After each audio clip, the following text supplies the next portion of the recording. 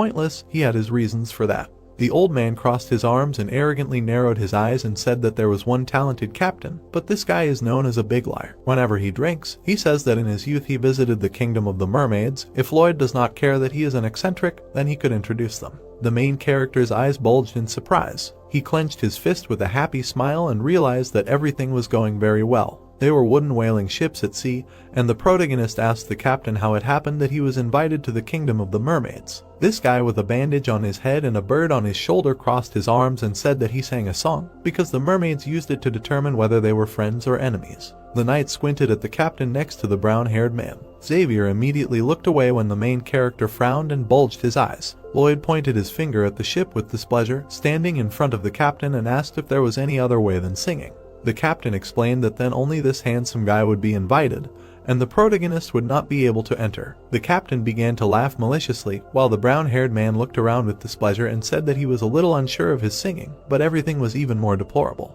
He remembered how he was splashing around in the sea as a small boy when the ship was sailing away, because he explained that he was distracted by his gaze and the ship did not even know that he was missing, and then the mermaids came to his aid. Huge bloodthirsty mermaids began to appear from the water because he was very scared, and he was not joking. Now he crossed his arms and smiled maliciously, closing his eyes because he explained that his neck could be broken with one hand. And then he remembered his grandfather's story that if you sing to the mermaids, they will understand that he is not an enemy. In his memories, the mermaids looked at how this captain with an overly crooked face began to sing a song. Now he was wiping his golden uniform and said with a malicious smile that it was just a terrifying roar. At first the mermaid probably did not want to listen to it, so they frowned. He remembered how this silhouette of a mermaid with a red eye looked at him. Then this bloodthirsty silhouette turned into a smiling girl. Lloyd looked at the captain and his silky hair in surprise, and he said that the mermaids listened not to the pitch or the rhythm,